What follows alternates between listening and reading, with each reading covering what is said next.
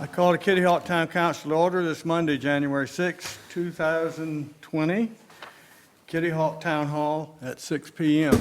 And I'm told that you need to write 2020 or somebody's liable to adulterate whatever you're writing. Okay. Would you join us for a moment of silence in the Pledge of Allegiance?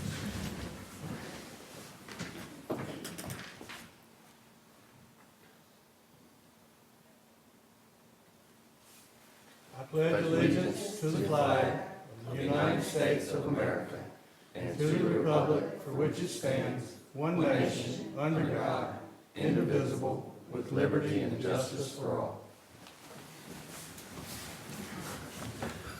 All right. For approval of the agenda, I've got a couple of changes I want to make.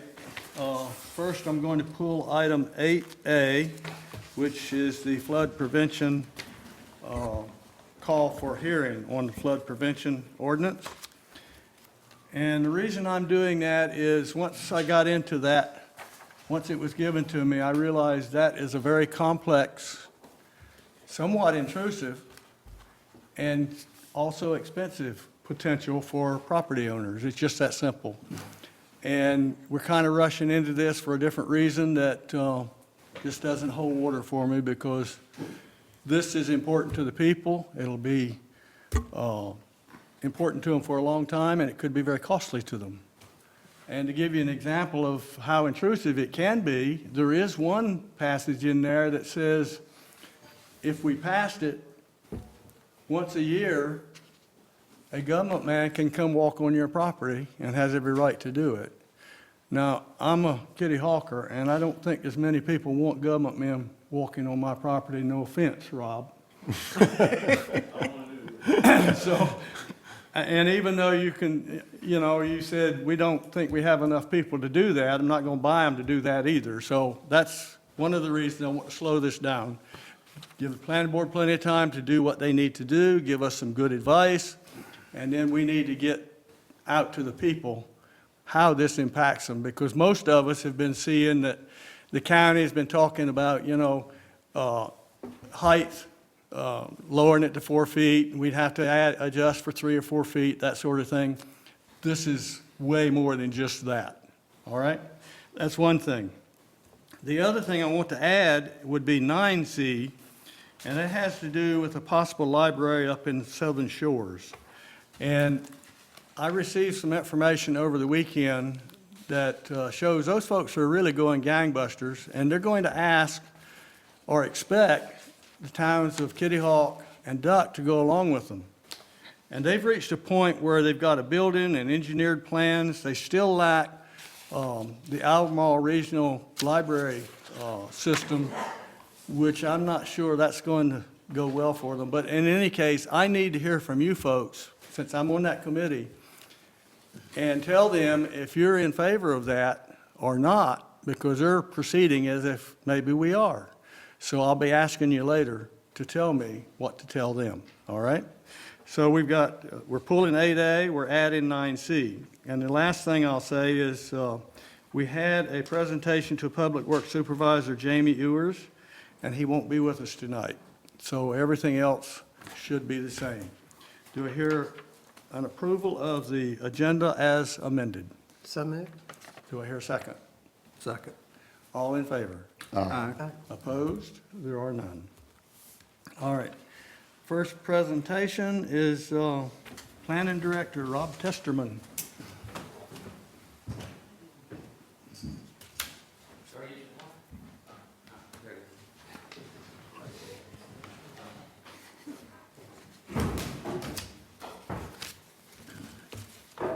Good evening, Mr. Mayor, members of the council.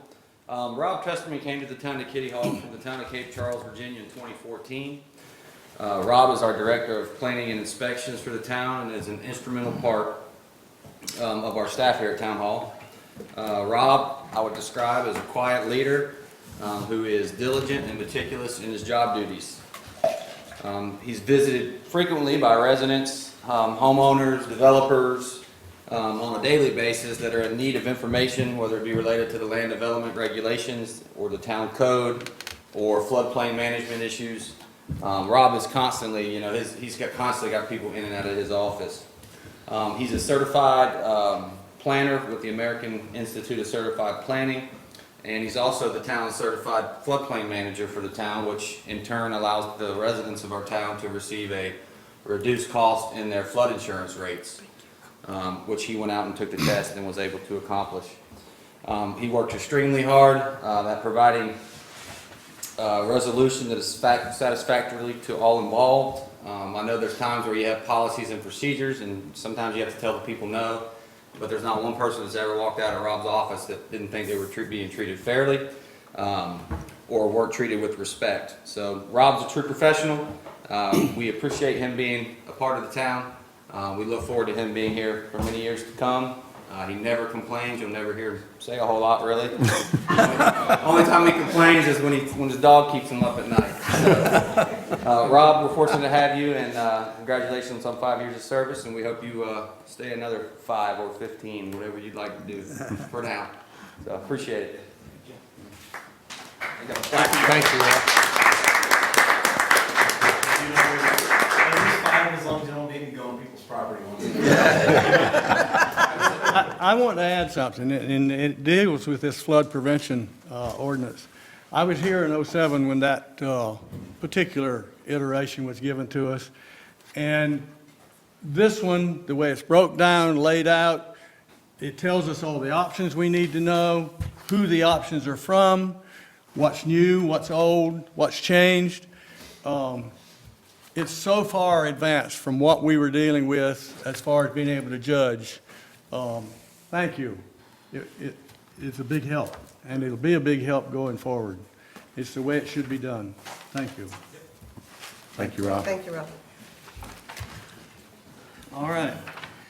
Next, we have Mr. Ken Wilson, going to charge us some money. Man, quite a reputation I have around. That's a tough one. All right. Actually, I'm going to talk to you a little bit about money you already spent. So I wanted to spend a few minutes giving everybody an update on the monitoring that we had done last summer.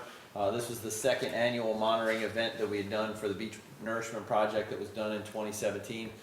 We provided a draft report to Andy for review probably towards the end of October, and so we were finalizing that. I just told Andy that the final reports, the hard copies and everything should be in his possession tomorrow.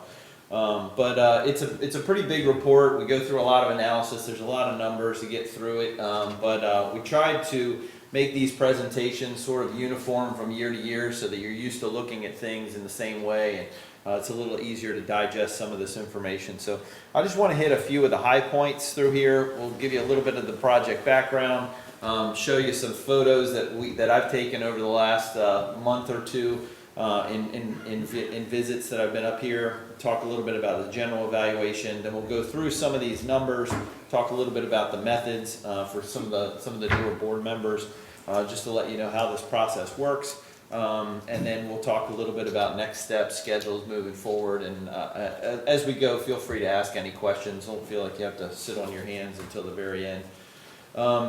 So one of the things that we always do is bring up these shore protection project goals, and obviously understanding what your goals are very important in any project. And the more of these projects that we work with local communities, the more, to me, it's very important to nail down these goals early on.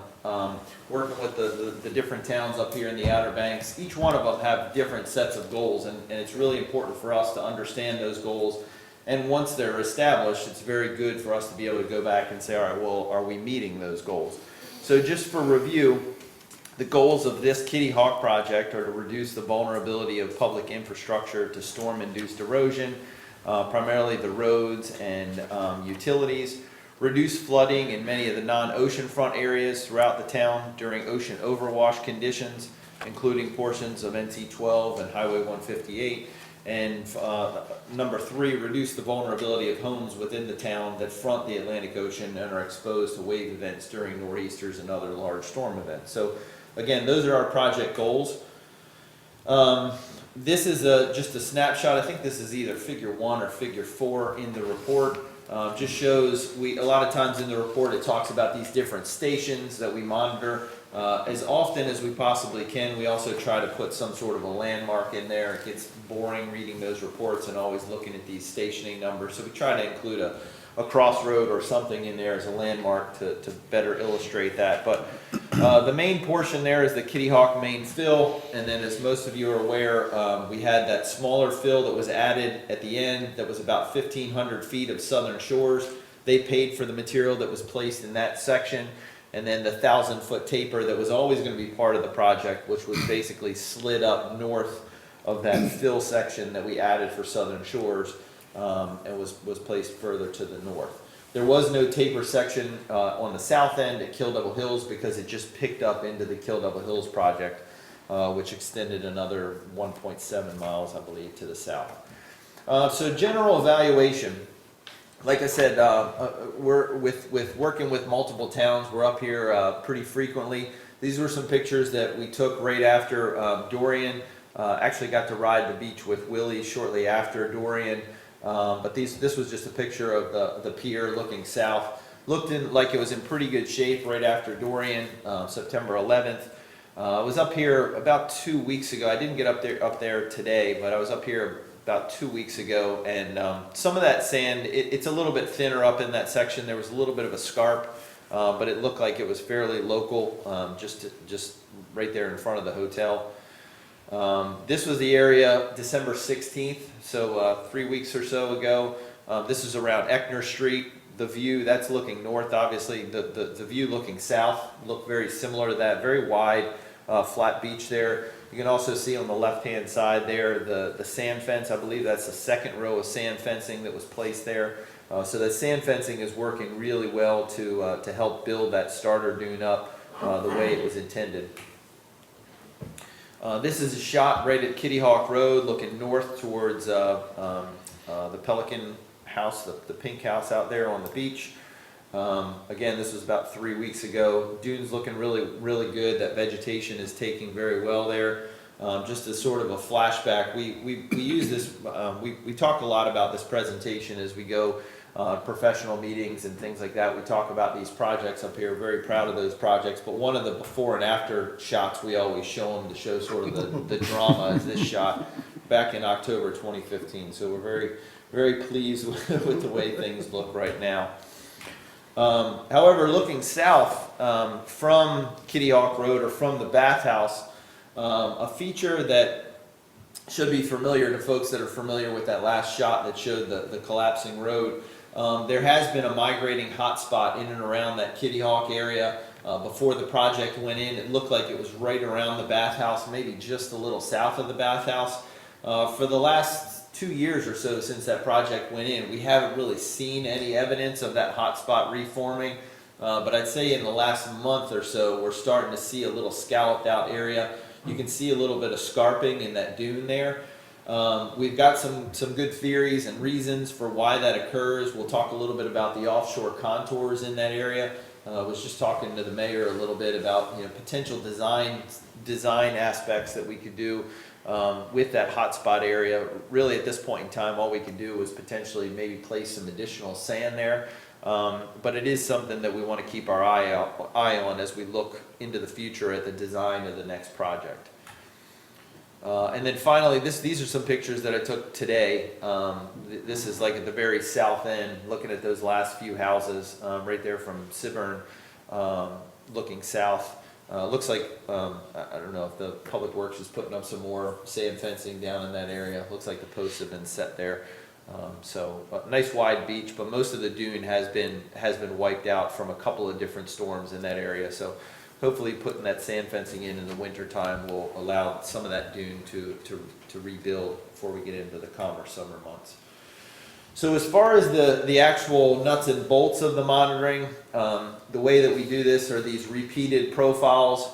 There's a land-based crew that goes from basically the road out over the dune down into the shallow part of the water. They actually swim out into the water, and they're just using an RTK to take those points out into the water. And then there's a boat crew that comes in on that same line, and the two crews get something like 50 feet of overlap for quality control. So we have to pick our days when the seas are fairly calm, that those boats can get in pretty close This is a shot of what that looks like. So in the left-hand side are the swimmers. They've already gone from the road over the dune down across the dry sand beach, and they're making their way out. And this is a shot taken with one of the drones of that boat coming in on a would be on the same line. And then once the data is reduced, this is basically, we've got a line of data going out to something like minus 30 feet, and we can compare those two curves and compute the volume changes between the curves. So this is what the monitoring analysis looks like. These are the curves that are generated. On this particular curve, the blue would be before the project was constructed. That black line is actually the first survey that was done after the project was completed. This was just a placeholder slide that was in the presentation from last year. So that red would have been the more recent survey.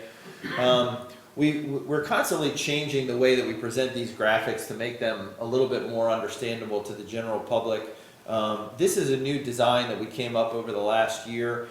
Basically, we're using the drone to take that upper left shot so that every time we do one of these surveys, we have that same exact perspective picture of that beach, so that you can see what the beach looks like a little bit north and south along that line.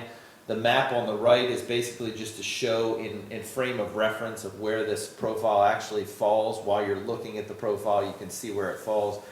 As we've shown folks these maps, everybody says, why don't we need to put some labels on the roads and things like that in the map view. So I think we'll probably do that for next year's survey. And then you've got the actual profiles down there at the bottom so that you can compare, see where you've gained sand, see where you've lost sand. And obviously, as you move out into the deeper water, all those contours start to come together, which is why we take that out to that depth of closure. All right, so when we talk about the monitoring analysis, we have two different types of data. We have these beach profile surveys that I just talked about, these lines that go out. They're spaced about every 1,000 feet down the beach. But one of the things that we discovered, given those irregularities in those offshore contours, is that we also want to collect some shore parallel bathymetric surveys to get a higher resolution in those offshore areas where we have these unusual contours. So the profile data that we're using is the original survey from December 2017, the last survey that was done, which was June 2018, and the most recent survey, May 2019. So we'll always compare that December 2017 survey to the most recent survey that we have to kind of get how the project has performed over the long term. And then we also will use the last two surveys to see what the project is doing in the short term. So for this particular example, in June, we have the June 2018 to May 2019, which represents about 11 months. And the December 2017, which was the first, and the most recent, May 2019, which represents about 17 months.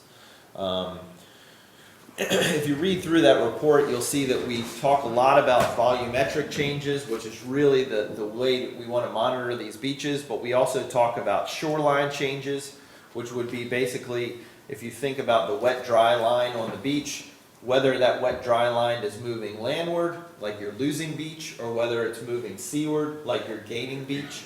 Anywhere you see us discussing shoreline change, it's simply we're picking a contour and we're telling you whether that contour is getting closer to the road or is getting further away from the road, where you're gaining or losing sand.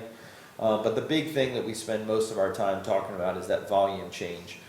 And in this report is the first time we've been able to talk in terms of both volumetric changes that were computed using just those beach profile surveys, those long straight lines offshore, and something that we call the hybrid method, where we're using a combination of those profiles and all of that additional data that we collect offshore with these shore parallel lines. I'll show you a couple of graphics here shortly that'll help you understand that a little bit better. So let's talk a little bit about some of the results. So the first thing I want to go through is this profile-based volume changes. So when we did that first survey in December 2017, we compared that to a survey that was done before the project went in. And we found that within the project area, we measured a difference of about 2.12 million cubic yards of sand. So that's basically our starting point. The project from June 2017 to December 2017, we added 2.12 million cubic yards of sand to the project area. All right, so now we want to look at how much volume has gone out of that by comparison. So between December 2017 and May 2019, the profiles measure that we lost about 843,700 cubic yards, which equates to about 40% of what was measured in that December 2017 survey. Just by average, that number is, that number is higher than we would like it to be. Losing 40% over the first 2 years, that's a bigger number than we would have expected. But we'll talk a little bit about some caveats as to why we think that number may be a little bit inflated. Between June 2018 and May 2019, we measured a loss of about 257. So just looking at that 843 over the whole 17 months and 257 over the last year, you can obviously see that the curve is, the first year you lost a pretty good amount, and the second year it's tapering off a little bit. And that's pretty typical of the way these beach projects perform over time. That first year is where you lose the most sand, and then after that things sort of stabilize. And then there was a variation. Those are average numbers along the whole project area. There is variation depending on where you're looking within the project area. So in the report, we divided the project area up into 3 different regions. The northern section we talk about is from the northern town boundary, so up around the pier, down to about Eckner Street, or 400 feet south of Eckner Street, which is where our profile 60 plus 50 falls. A central section, which would be about 400 feet south of Eckner Street down to about Lindbergh Street, or 300 feet north of Lindbergh Street. So that's the central section. And then the southern section would be that area just north of Lindbergh Street all the way to the southern town boundary. Okay, so we have 3 different sections that we're looking at different trends along the project area. This is a graphic that we generated, and I think we'll probably continue to add on to this graphic every time we do one of these surveys. Something a little bit further on in your agenda is a post-Dorian survey. We collect that post-Dorian survey. We can add that to this chart here. But basically, we have our starting position here. So 0 volume cumulatively, June 2017. From June 2017 to December 2017, we added that 2.1 million cubic yards of sand. But if we look in terms of the northern, the central, and the southern section, you can see that this is the addition of sand for each of those respective sections in that same time period, from June to December 2017. All right, and so this is the total, and then these obviously represent those individual sections. So from that first year, this is that curve I was talking about, that first year, or the first 2 surveys, you see a fairly steep decline in the volume. And then from our June 2018 to May 2019, you see this line stabilized to some degree. So we're still losing some sand, but not nearly to the rate that we had lost during that first portion. If we dissect that a little bit further, we actually look at that northern section, which again is basically from Eckner Street north to the pier. We actually see a trend of a little bit of a gain in that first 6-7 months, and then basically stability over that next 11 months from June 18 to May 19. So that's a good sign. And then in the central section, again, we see that trend where you've got a steeper loss during the first period of time, and then you're starting to see that more stable or lesser of an erosion pattern over the course of the last year. All right, so I talked about 2 different methods that we use to look at the volume change. Everything that we had talked about up until this point was basically those comparing each one of those profiles that go down the beach at 1,000-foot spacings. All right, so we have data that runs along this line. We have data that runs along this line, And basically, we're just, we're correlating all of this area in between, extrapolating this area in between based on data we collected on this line and this line. So as long as these contours offshore are parallel, that's a safe assumption. This is the way that beaches are monitored all over the country. It's a very safe assumption as long as those contours are parallel. But when you get into situations like this, which is the area in the central and the southern part of the town, when you start looking at this profile here and trying to assume that everything in between this profile and this profile is the same, you can see that these contours are not parallel. And so that's one of the reasons why we initially recommended these shore parallel surveys that I talked about earlier. So basically, we come out here, we do these profiles, and then from about the minus 10-foot contour out to the minus 30-foot contour, we run a series of lines that run parallel to shore at 200 feet spacing. And we use that data to resolve what's going on in between each one of our profiles. This is another set of figures that is inside the report. This shows changes over time. So these obviously these different colors represent different depths. This pink line here is the 30-foot contour. This black line is the 24-foot contour. What this figure shows, sometimes it's a little difficult to digest, but basically when you see this tan color, it means it's getting deeper. So this section right here, which lines up with the edge of this feature here, it's basically saying that it's getting deeper there, which is a function of that feature is migrating to the south. So as it migrates to the south, that's kind of what this graphic is showing us. So we're finally able to draw some conclusions now with using a combination of those beach profiles and that offshore data that we collected that I just went over. So this hybrid method is basically, as we're close to the beach, where those contours are in fact parallel. Let me go back. In these section in here, where we're closer to the beach, the contours are still parallel. We don't see these diverging contours until we get out into deeper water. So in the near shore, we're still using the beach profiles to compute volumes between profiles.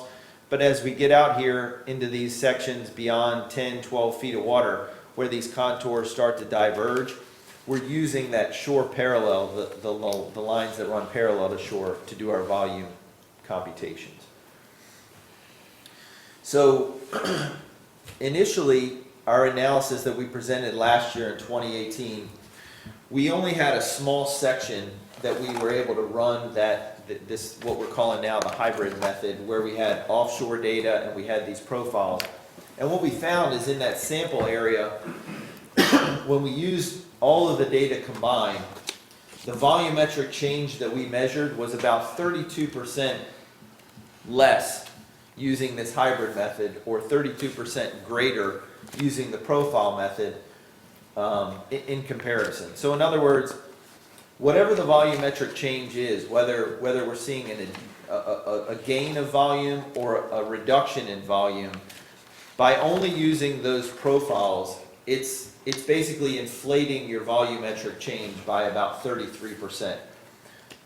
And we were able to see that same general trend, whether we were looking at Southern Shores or Kitty Hawk or Kill Double Hills. The first time we did that test case last year, we found that the difference was about 32% between the two methods. This year, when we looked at Southern Shores, we found the difference was about 33% in Southern Shores, 34% in Kitty Hawk, and about 24% in Kill Double Hills. So as those numbers start lining up, we start to say maybe there's something to this. If those numbers were completely random, it would be a little bit harder to deduce that this really means a whole lot. But the fact that those numbers are starting to zone in pretty good, we feel fairly comfortable that using this hybrid method is a better indication of what's really going on out there. So if we look at these volume change numbers that I talked about earlier, I talked about about 39.8% of the volume that was placed originally for the project was measured as lost when we used those profile surveys. But if we look at this, what this data is telling us, that number may be closer to around 26% of what was placed has actually been lost when we look at it in terms of this hybrid method. So I'd say that 26%, around 30% loss of the sand, that lines up a little bit better with what we're seeing up in the town of Duck. I will tell you that Kill Devil Hills project is performing a bit better than that. Right now, we're up around only about 5% of the volume that was placed in Kill Devil Hills we're measuring as lost. Some of that could be the fact that they have the benefit of having this big project in Kitty Hawk, 3 miles north of their beach, where that sand is moving to the south. But this is something that we would, given the consistency from year to year and from town to town, we would certainly recommend continuing doing this method to track. The proposal that we provided to do the post-Dorian survey would use this same method. It would use both the profiles and that offshore data, and that's the data that we would provide to FEMA to show what kind of volume change has been measured in the area. So this is a sort of a summary table that that appears towards the end of the report. It's table 6, but this shows a comparison of looking at that hybrid method versus the beach profile method. So over here, we've got the hybrid method. We have the landward portion, so the volume that we measured along the landward area just based on beach profiles, the volume that we measure in the offshore using those shore parallel surveys. This is the sum, so 168,700 lost over the last 11 months. Versus this 257,200, which is if you just used those beach profile surveys, and that's that 33% reduction that we were talking about. Let's see. I think that is all I've got as far as the analysis, the results. This is the last slide I've got, just moving into schedule. This has been updated from the schedule that we provided last year. We do want to start discussing with the agencies the possibility of moving into another joint project with multiple towns. Probably want to start that coordination with the agencies sometime in early spring, probably in the next 3 months or so. So we've been in discussion with the town of Duck. The town of Southern Shores, as you guys may be aware, they're sort of still going through this feasibility assessment to figure out if they want to move forward with the project. But the town of Duck, the town of Kill Devil Hills is still on a schedule to try to move forward with the project in the summer of 2022. So that's the schedule that we've backed into with this schedule you see here. Borrow area development, some of the design stuff we would want to start again in the spring, summer of this year. Some of the tasks that'll take a little bit longer to complete. And we've basically backed this in so that we can try to make an award sometime around August or September of 2021 to avoid the delays that we saw in the original project, where the project wasn't bid, it wasn't open, bids weren't open until December of 2016 or of 2015, hoping to go to construction in 2016. But by the time those bids were open, all of the dredges had already been tied up with other projects, and the projects ended up having to be delayed for about a year. So this schedule, we feel more comfortable that we can avoid that 1 year delay, and this will keep it on that 2022 schedule. Questions? Yeah, the first question is, what are Duck and Kill Devil Hills doing towards the interagency and the 2022 that we are not? I would say nothing right now. Neither is doing anything that you are not. The one thing Well, it sure didn't sound that way. He said Southern Shore. He meant Southern Shores. You say Duck, right? Southern Shores is still. Southern Shores is, Yeah. right. Southern Shores is still trying to figure out I feasibility. got that. Okay. Yeah. The one thing that I'll say is that something that has come up with the Dorian, the post-Dorian surveys, is that when we were originally hired by the town of Kill Devil Hills and the town of Duck, they had gone through a formal process to go through a request for qualifications for an engineering firm. And by the time it came for Kitty Hawk to get on board, it was clear that they were moving in that direction. It was fairly straightforward, the project that needed to be done. And so all three towns moved forward with working with us. Now that you're, and that would have covered through the construction of the project, but now that you're into this post-Dorian situation with FEMA, FEMA will require that you've gone through proper procurement procedures to, if you're gonna submit reimbursement for engineering services we might provide, you're gonna have to show that you've gone through a proper procurement process. So right now, everyone's sort of on hold. We feel very strongly that because those surveys need to be done as soon as possible, that you could explain to FEMA why you move forward with the engineer of record to do those surveys. But to really get into the analysis and to coordinate and design a repair project for FEMA, we feel like you need to go through that RFQ process, that procurement process. My understanding right now is that the town of Duck is working on putting together a request for qualifications to go through that process, and that they've been coordinating with Andy and Kill Devil Hills to see if that one process would work for all three towns, potentially 4 towns. So if that process can happen, hopefully by maybe the end of February, then everyone has their I's dotted and T's crossed. They know which engineering firm has been, selected to move forward with that, and they can move forward with this. The proposal that you have later on your agenda to discuss would simply be to collect the data needed to do the analysis for FEMA, but it doesn't really get into any of the analysis or design or any of that, because in order for you to be reimbursed, you really need to get your I's dotted and T's crossed with that procurement process. But that procurement process also dictates you go out in the field and solicit other companies, not just yours, correct? That's correct, that's correct. So it's possible we could be paying you to do what you're doing now in order to get the analysis done. But at some point, the 3 towns could wind up with somebody else. That's correct, that's correct. All right, I just want to be clear with that. But the data. You're so- not locked in, that's what I'm saying. That's right, that's right. All right. And I mean, we're the ones that told the towns about this, that, it doesn't serve us to say, hey, why don't you go out for selection and potentially, select somebody else. But in order to do this correctly, that's really what needs to happen.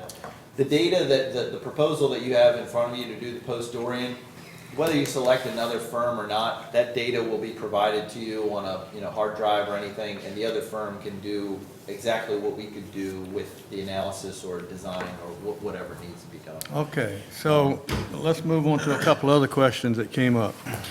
Everything you said about loss was loss, but you did not calculate or tell for the public that will be looking at this later how much of that was intended sacrificial loss. We keep getting into this because we sell to the public, we know some of that's going to be lost. It's Right. called sacrificial loss. Now, you just come in with a wholesale figure of loss Sure. without defining that.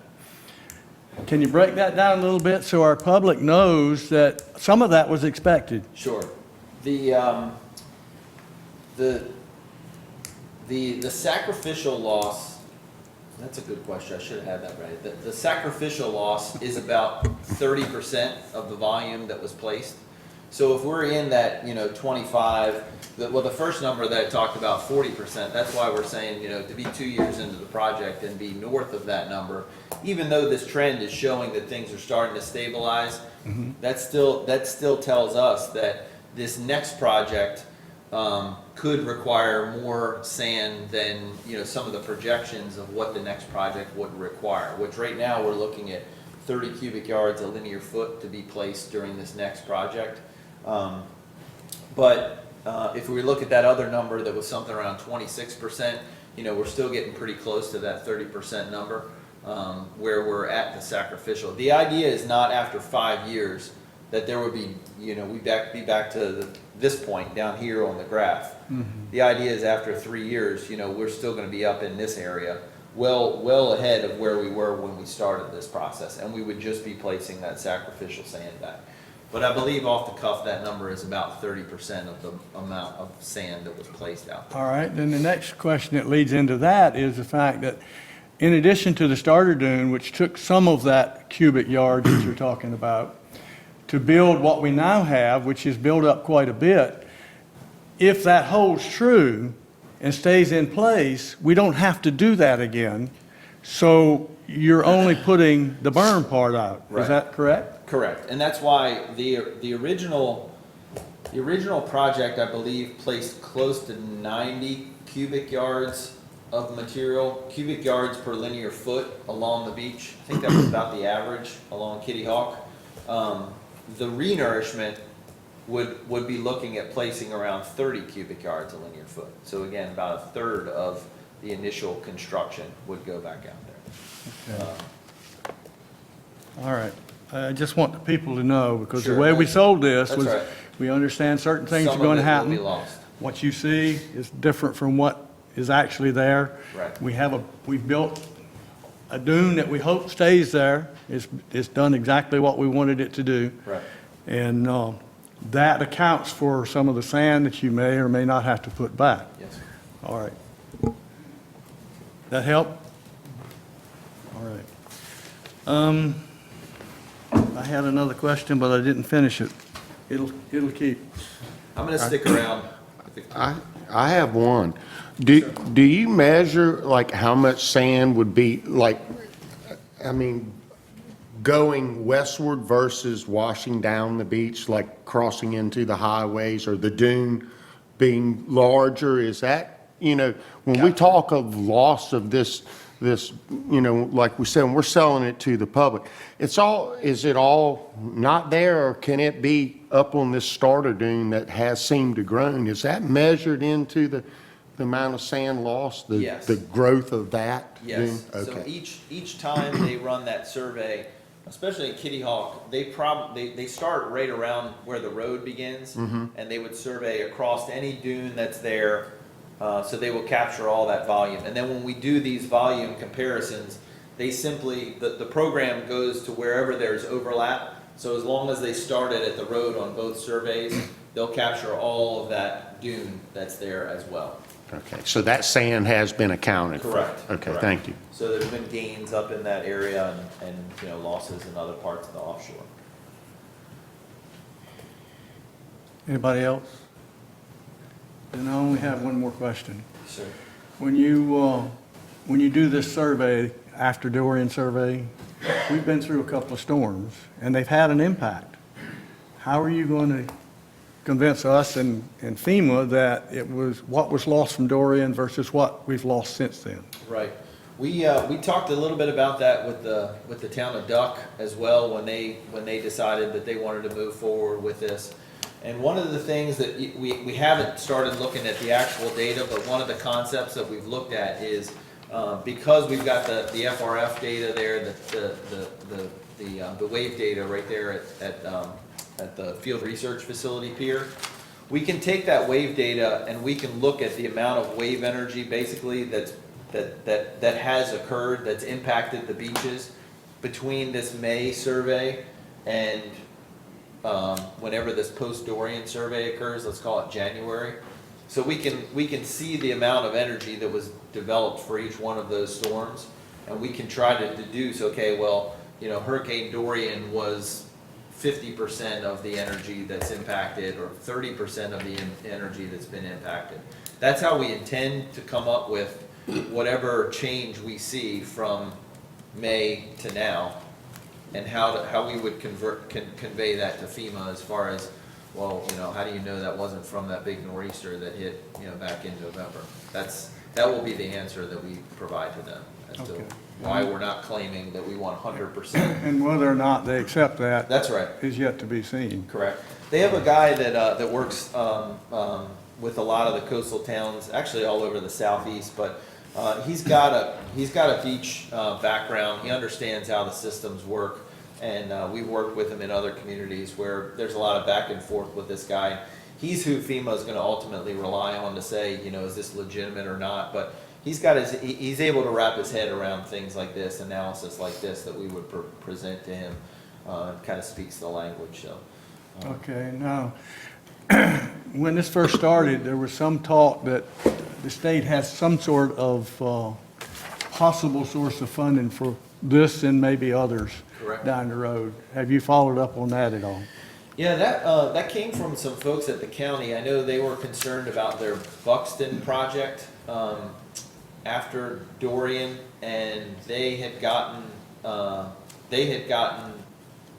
positive feedback from the folks at the state that there was a potential of getting reimbursed for doing some post-Dorian surveys for the Buxton project. So in my conversation with the county, I believe they've either completed those surveys, I believe Nags Head completed some surveys for their town as well, that they believe that even if there wasn't, a project, that there was a potential of possibly getting reimbursed by the state for some of that. But I haven't heard it confirmed by anyone at the state. Okay, well, we need to follow that up. Mhm. I We- mean, we if we did- can find a source for funding other than our funds, then we need to know. Right. You post-Dorian? Yeah. Yeah. If it's there. If it's I not, haven't heard of it either. we're gonna have to do this anyway. All right, anybody else on this part? Now, are we doing anything on the actual contract tonight? I think it's Yeah. further down in new business. I can 8A. stick It's around another if item. if Yeah, Okay. sorry. Yep. Stick with the agenda, I can stick All around. right, so we'll wait on that until we get to that point. So I got to get through public comment. All right. Thank you. Thank you. All right, is anybody here want to speak at the first public comment? Let the record show no one came forward. Next, we have consent agenda. Do we hear a motion on the consent agenda? Motion to approve the consent agenda, Mr. Mayor. Does it have a second? All right, we have a second. All in favor? Aye. Opposed? There are none. You caught the second, Lynn? Yes. Okay. And we had nothing removed. Next, we have planning, and we had a public hearing call for it, and I pulled it, so we have nothing in planning tonight. New business. Now we get into considering the agreement with Aptum. All right? You want to say anything? Yeah, thank you, Mr. Mayor. Good evening. The town council has the post-Dorian survey scope of services from Aptum Engineering before you. The point of this survey is going to be required by FEMA to show that there was sand loss as a result of Hurricane Dorian. Staff has been on the phone with the state and also our FEMA representative to go ahead and add the category that we were going to be claiming Category G expenses. At this point, we just have to notify them that we would be doing this. Then, of course, they do the survey. If there was sand loss as a result of Hurricane Dorian and FEMA approves the results, obviously the town would be eligible for reimbursement under Category G. If there is no sand loss, then basically we pay for the survey. We pay for the survey and that's it. So will we get reimbursed for everything in the sand loss, or we'll just pay for the survey at the end of the day? The other two communities, Duck and Kildover Hills, are doing a survey. So this was sort of something that came up in the last several weeks. And so we've reached out to FEMA, and they're okay with adding it as a reimbursable expense. We just have to now follow the procedures in order to seek reimbursement if there is any sand loss. So this survey is to do that survey and to determine if there was any sand loss as a result of Hurricane Dorian. So it's before you, and I'll stand for any questions.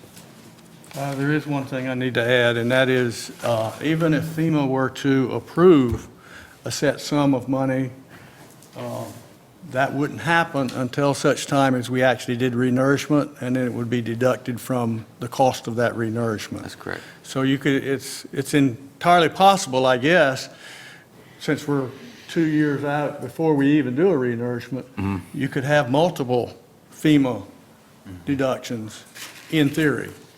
So, but you don't get it back right after.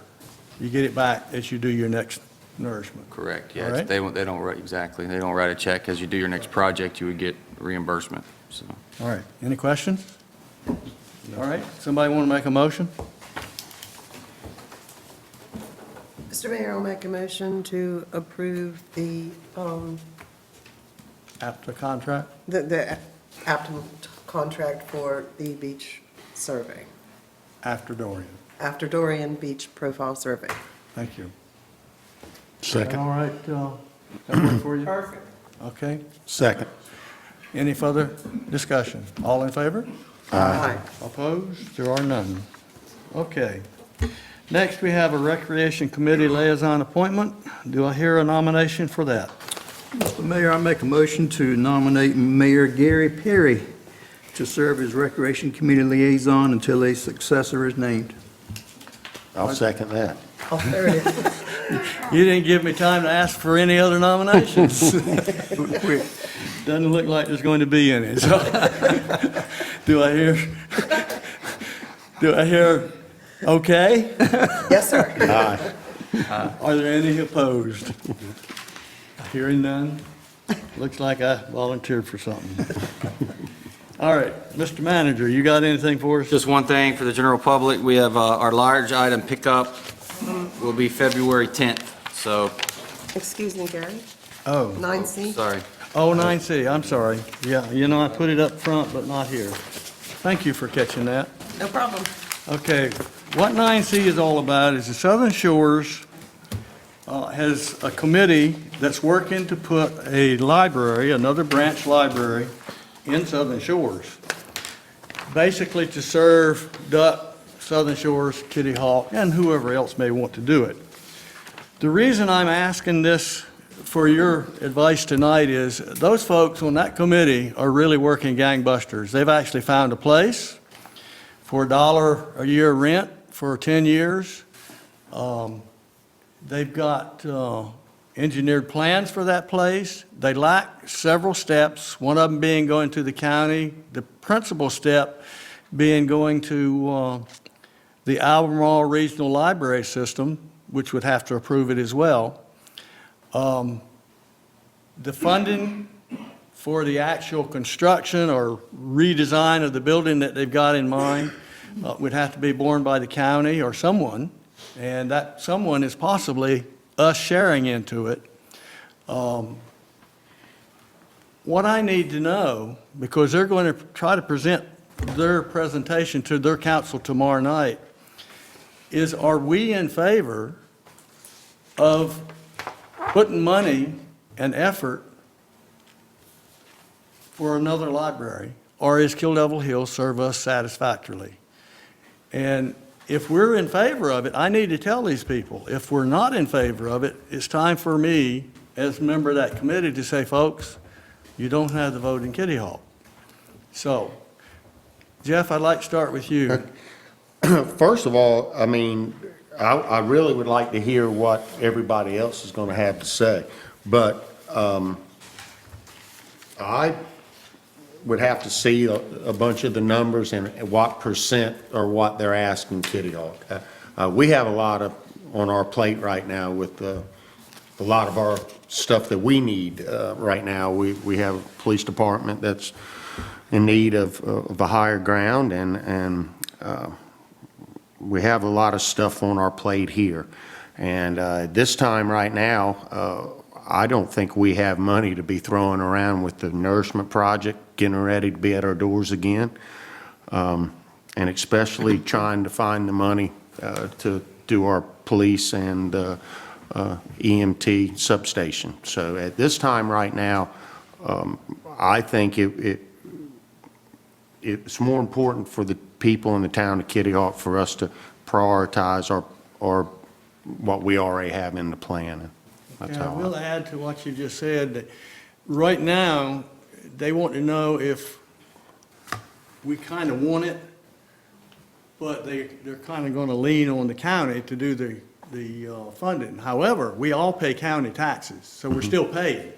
It's a matter of whether we pay once or twice in this particular case, so keep that in the back of your mind. David?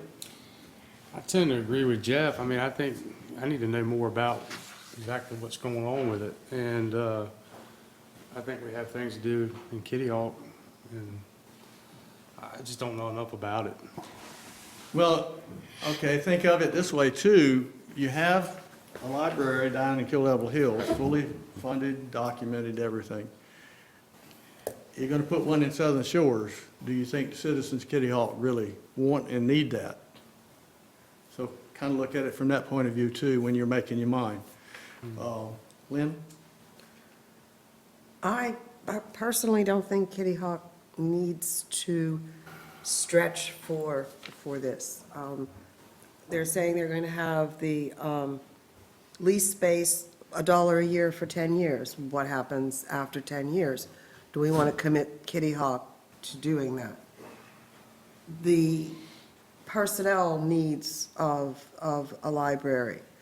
What's going to be taken away from the Kill Devil Hills Library to support this library? The library budget at the county level is only so big.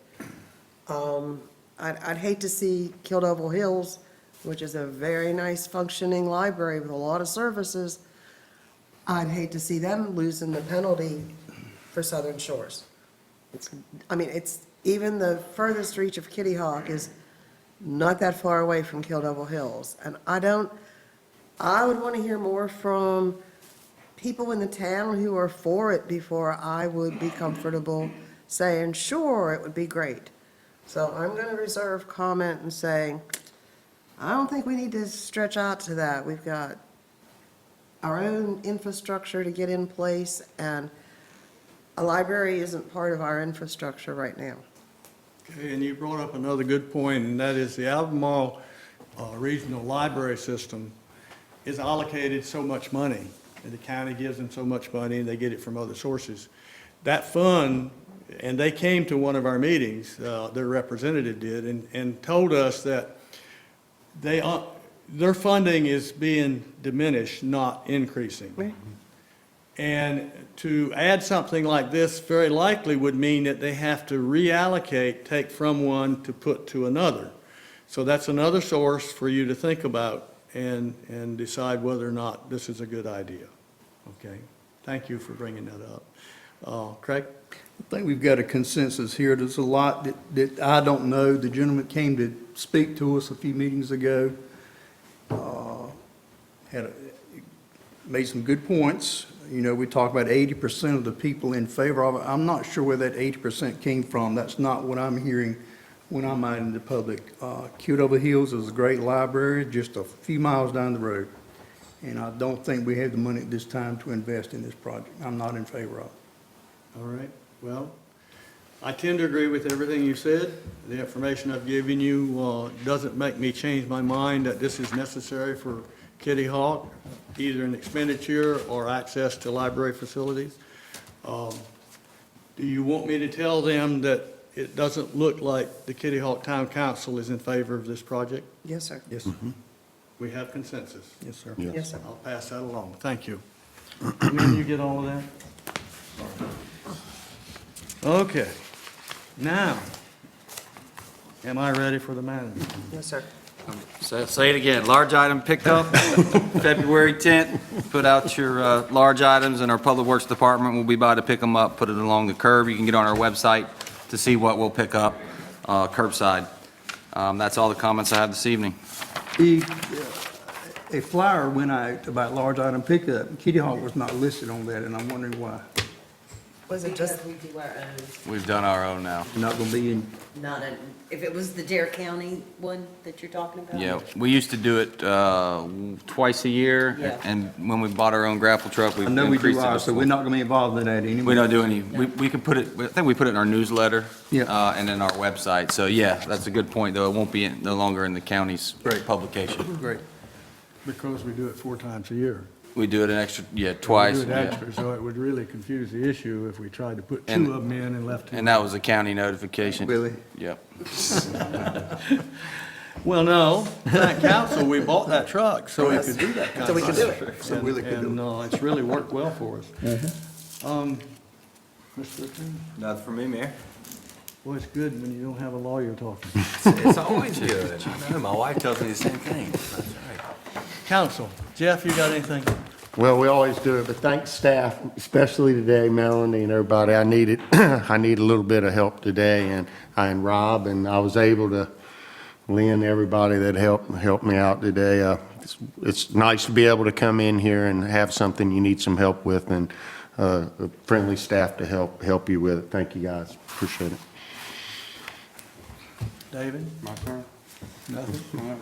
I want to thank Rob on everything that was said. I mean, the years I've come in here, since he's been here dealing with planning and construction and things, he definitely does a remarkable job, and we're lucky to have him. I agree. So, thank you, Rob. Lynn? Thank the staff, thank everybody else, and it's nice weather for winter. That's it. Happy New Year. Well, I talked enough, so I don't have anything to add. Public comment. Anyone? Let the record show no one came forward. I motion to recess until January 27th, 2020 for a capital improvements plan workshop at 9 a.m. here at Town Hall. Second. 9 a.m. I have a second. Did you get it? Yeah. Yes. All in favor? Aye. Opposed? None. Thank you. I'm